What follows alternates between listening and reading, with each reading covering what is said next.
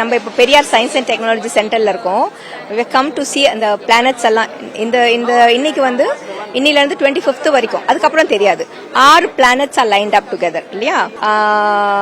Venus, Mars, Jupiter, Uranus, Saturn and one more, Mercury I think. So 6 planets lined up together. அதுல நம்ம வந்து Venus பார்த்துட்டோம், Jupiter பார்த்துட்டோம்.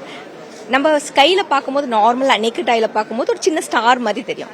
ஆனா இதுக்கு டெலிஸ்கோப்ல இங்க வந்து பார்க்கும்போது இட்ஸ் லுக்கிங் சோ குட். ரொம்ப அழகா பியூட்டிஃபுல்லா ஒரு ஹாஃப் மூன் எப்படி இருக்கும், ஒரு பாதி பிளானட் நம்ம எப்படி பார்க்கறோம் அந்த மாதிரி அழகா தெரிஞ்சது. ஸோ 25th வரைக்கும் whoever loves to see planets வந்து பாருங்க, பியூட்டிஃபுல்லா தெரியுது.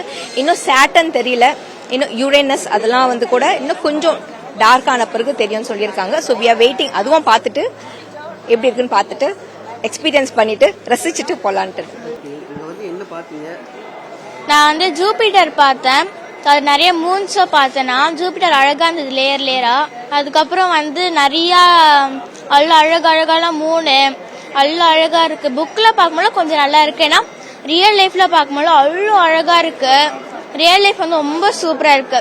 என் ஃபர்ஸ்ட் எக்ஸ்பீரியன்ஸ், ஏன்னா ஃபர்ஸ்ட் எக்ஸ்பீரியன்ஸ்க்கே சூப்பரா இருந்தது. எனக்கு ரொம்ப லக்கியா இருக்கிற மாதிரி ஃபீல் ஆகுது.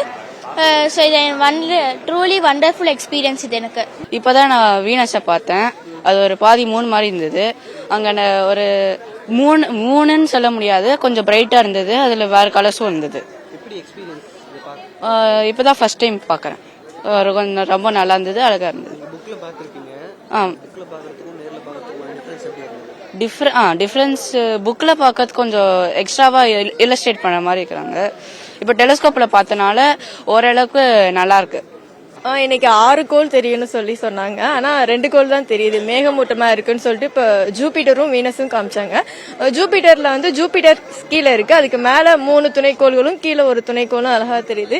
அதே மாதிரி வீனஸ் எப்படின்னா நம்மளுடைய தேய்பிரை நிலா எப்படி அப்படியே சர்க்கிளா அழகா இருக்குமோ அந்த மாதிரி அழகா தெரிஞ்சது. இது ஒரு புது எக்ஸ்பீரியன்ஸா இருக்கு, நல்ல ஒரு முன்னெடுப்பு. ஆனா என்ன 6 கோள் பாக்கலான்னு வந்தவங்களுக்கு கொஞ்சம் ஏமாற்றம் தான். பரவாயில்ல, நாளைக்கு நாள் நின்று வந்து பார்க்கலாம்.